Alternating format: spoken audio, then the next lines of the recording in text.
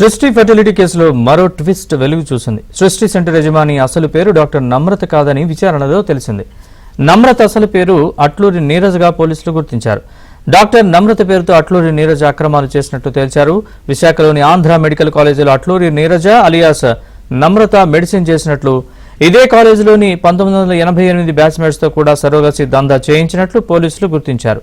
నమ్రత పేరుతో ఉన్న అక్రమాలపై పోలీసులు దర్యాప్తు చేస్తున్నారు. ఈ కేసును నార్త్ జోన్ పోలీసులు ఇప్పటికే సిట్ కు బదిలీ చేశారు. నమ్రతపై ఇప్పటికే 15 కేసులున్నట్లు గుర్తించారు. మరోవైపు సృష్టి కేసులో ఇప్పటివరకు 25 మందిని పోలీసులు అరెస్ట్ చేశారు. ఇక పూర్తి వివరాలు మా ప్రతినిధి ప్రవీణ్ అడిగి తెలుసుకుందాం. ప్రవీణ్, చెప్పండి, తాజాగా వెలుగులోకి వచ్చిన వివరాలు ఏంటి? సృష్టి ఫెర్టిలిటీ కేసుకు సంబంధించిన పూర్తి అప్డేట్స్.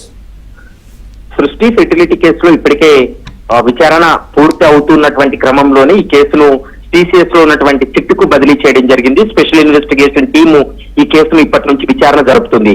ఈ కేసులో విచారణ చేసే కొద్దీ సంచలనమైనటువంటి విషయాలు బయటపడుతున్నాయి. ప్రస్తుతం సృష్టి సెంటర్ యజమానిగా ఉన్నటువంటి డాక్టర్ నమ్రత అసలైనటువంటి పేరు కాదని తాజాగా విచారణలో వెల్లడైంది.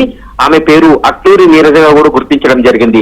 డాక్టర్ నర్మత పేరుతోటే ఈ అక్రమాలకు పాల్పడినట్లు పోలీసులు తాజా విచారణలో వెల్లడించారు. ఎందుకంటే విశాఖలోని ఆంధ్ర మెడికల్ కళాశాల ఆమె మెడిసిన్ చేసినట్లు గుర్తించారు. 1988 బ్యాచ్ లో ఉన్నటువంటి బ్యాచ్మేట్స్ ఎవరైతే ఉన్నారో వాళ్ళను కూడా సరోగసి దందాలో వాళ్ళను ఇన్వాల్వ్ చేసినట్లు కూడా గుర్తించడం జరిగింది. ఈ కేసులో ఇప్పటి వరకు 25 మందిని అరెస్ట్ చేశారు. మొత్తం అట్లూరి నీరజ అలియాస్ నమ్రత పైన ఇప్పటి వరకు 15 కేసులు ఉన్నట్లు తాజా విచారణలో వెల్లడైనటువంటి పరిస్థితి అయితే స్పష్టంగా కనపడుతుంది.